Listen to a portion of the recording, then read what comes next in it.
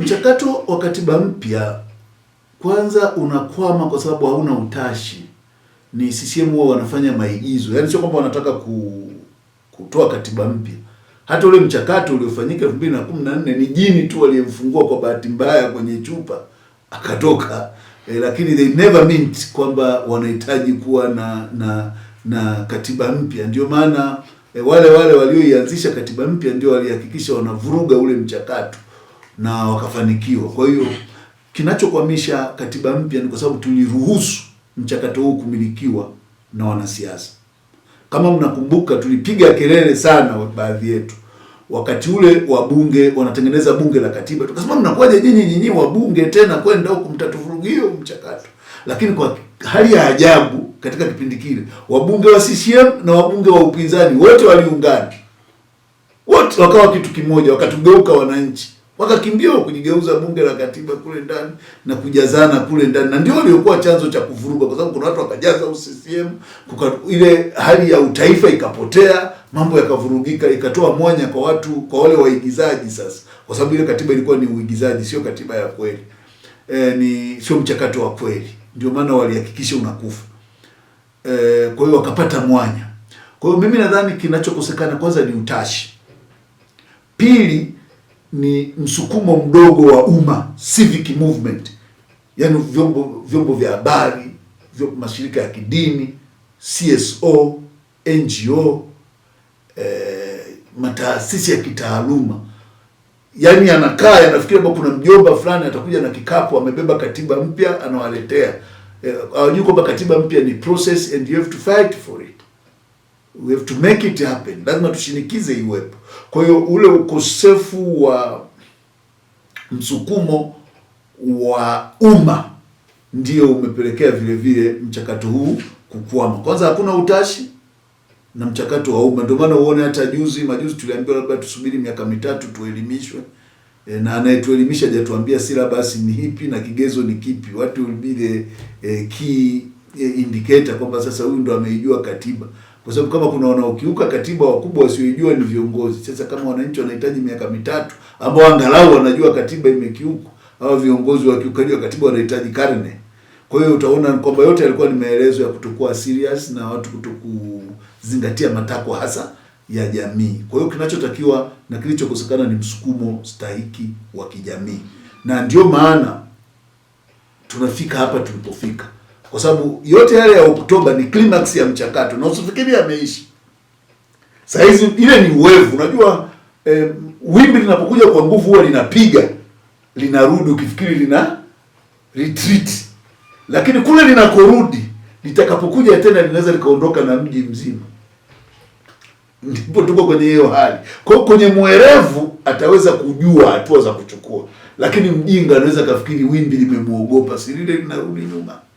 Ndio maana nasema hapa kuna changamoto. Na hii changamoto inahitaji kufanyiwa kazi. Na kazi ni kuanzia pale kwenye mkwamo.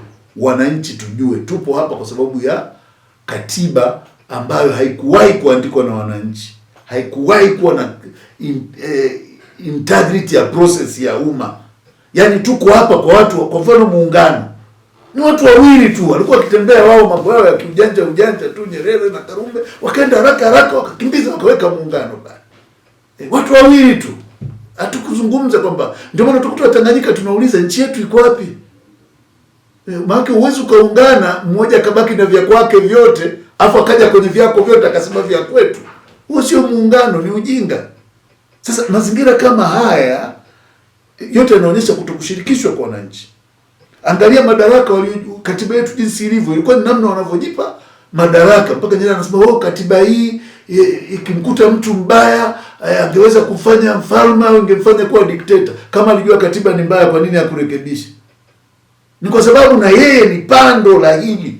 Kwa hiyo haepukiki, yani hakuna kuanzia Nyerere. Ndio chanzo cha mateso na maumivu makubwa wanayopata Watanganyika na Watanzania kwa ujumla yanayosababishwa na katiba. Kwa hiyo hii katiba sio ya wananchi, ni katiba ya CCM. Na ilipitishwa kwa ujanja siku 30 tu.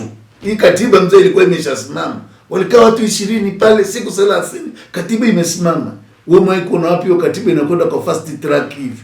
Ndio maana tukuja kukuta kwamba katiba yani utakuta ni kama na hii ndio tatizo la andika vitu sana kwa kopi vitu vya watu. Hata kule tulikokopi kwao ile ya kwao wakumbuke hata walitupa jalala gani. Lakini si bado tumekumbatia tu. Tunakwenda nayo. Lakini katiba ina mapungufu makubwa mno ya kimuundo, ya kitaasisi, ya kimamlaka, ya nafasi ya umma, ya nafasi ya uwajibikaji kwa vyombo muhimu. Ndio maana kuna hata kwa mfano unakuwa na tume ya haki za binadamu na utawala bora ambayo ilitakiwa wakati inatolewa amri haramu, tume ingekuwa inafanya kazi yake, immediately ingeingilia kati, watu wasingekufa. Kumbuka iliyoua ni amri ya IGP ya kufungia watu ndani. Ndio watu wakawa wanakutwa kule ndani wanapigwa, hawana pa kupelekwa, hamna usafiri, hamna nini. Yote hii ni katiba. Kwa hiyo madhara ya katiba kutokulinda watu ina impact kubwa sana katika maisha ya watu kiuchumi, kijamii na kimaisha. Kwa hiyo katiba is a living document. Maana nilisikia kuna watu wanasema wananchi hawataki katiba, wanataka barabara. Nani alikwambia nchi ni kwa ajili ya barabara? Barabara zilikuwepo, hata Mjerumani alitengeneza barabara, Mjerumani alitengeneza reli. Ile reli inaenda Kigoma ilitengenezwa na nani? Na Mjerumani. Je, hatukumkataa? Hatukusema, ametengeneza reli. Kama ni meli, Mjerumani alitengeneza. Hakuna kitu ambacho mkoloni hakufanya. Kama ni mazao ya biashara alileta. Kama ni elimu ilikuwepo, ndio maana hata wanajisifu wenyewe mimi la 4 la zamani, akijua la 4 la zamani ni bora. Kwa hiyo there was nothing ambapo tulikuwa tunapingana na wale watu isipokuwa uhuru. Watu wanachotaka ni uhuru, sio barabara na madaraja. Wanachotaka ni kuthaminiwa kwa haki, uhai wao. Wanachotaka sio mabarabara. Barabara ukiwa umekufa ina hajaga. Daraja umekatwa miguu na mikono, umetobolewa macho na marisasi ya polisi, ina faida gani kwako? Kwa hiyo kuna mazingira ambayo lazima tuzungumze ukweli kwamba tuna katiba mbaya sana ambayo ni katiba ya chama kimoja, na tulikimbilia haraka kuingia kwenye mfumo wa vyama vingi, kwenye siasa za vyama vingi tukiwa na katiba ya mfumo wa chama kimoja. Ndio maana unaona polisi ni organ ya Chama cha Mapinduzi. Alikuwa huko na hataki kutoka, na polisi wao wamethibitisha, viongozi wa juu kabisa, kwa bahati mbaya au by coincidence mmewasikia wakisema sisi ni CCM, na si mwingine akawa anasema kabisa msione tu alishinda na sisi tumo, yani anaonyesha bunduki. Yote utaona huko. Yote inaonyesha kwamba jeshi ni CCM. Jeshi la ulinzi la wananchi, JWTZ, lina vinasaba vya CCM. Ndio maana uone wanaweza wakajifungamanisha zaidi na CCM kuliko katiba na umma. Yote ya mambo ya kuzungumza kwa uwazi ndio madhara ya katiba hizi. Unaiona bunge linaamini bunge ni la chama, linawajibika kwa chama, haliwajibiki kwa umma. Yaani tunalichagua bunge tukiaminishana kwamba bunge linaenda kufanya kazi ya wananchi ya kuisimamia serikali, lakini bunge linaenda kuja kwa appendix huku, kama tarishi hivyo wa serikali. Haliendi kufanya ile kazi tuliyotarajia. Ndio maana unaona bunge linaweza kutumia siku nzima kusifia kiongozi. Bunge alihoji watu kupotea, alihoji watu kuuawa, alihoji matumizi mabaya ya silaha na mamlaka.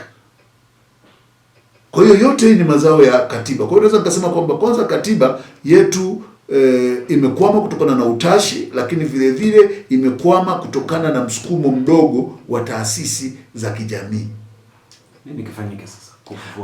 Kwanza jamii tuamke sasa. Tujifunze from what happened in October. Tuelewe kwamba nobody is safe.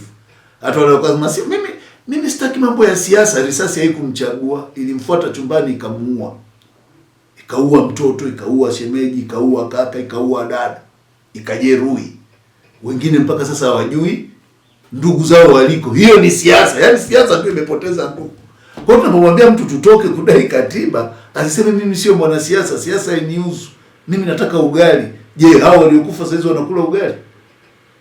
Huo ugali unakula wakati umuone ndugu yako, hujui amekufa, hujui yuko hai. Ndio maana tunaposema tudai katiba, maana yake tudai mfumo bora wa usimamizi wa uendeshaji wa nchi. Kwa hatua ya pili inaitekewa hatua ya makusudi ambayo ni taasisi za kitaaluma zisaidie kuanza mchakato wa kitaifa kuunganisha wananchi, ikiwemo kuandaa katiba za mfano ziwepo za kutosha, katiba za Tanganyika, katiba za Jamhuri ya Muungano, katiba ya Zanzibar. Tuwe na katiba kabisa, tuwe na michakato ya wananchi waandae katiba zako, yaani ili tukifika wakati wa kutaka kuanza kuandika katiba tuwe hata na nakala za mfano katika madhehebu, jamii yetu, mikutano ya kijamii, kwa mfano waandishi wa habari. Sio afu katiba sio lazima tuandika hii ni katiba, yaani mnachoandika sisi waandishi wa habari tunataka nini kwenye uhuru wa habari, upatikanaji wa habari, ulinzi wa wanahabari na ile taaluma nzima, yaani mnataka nini? Yaani yale mnaozungumza ndio katiba. Kwa sababu kuna mtu anafikiria labda katiba ni vitu fulani vya kiufundi hivyo, ambao anakaa mtu mmoja mwenye kipara na mashavu mapana anaandika. Katiba ni yale mambo mnayofikiri ni muhimu ili kuhakikisha uwepo wako katika kipande hiki cha ardhi ni salama.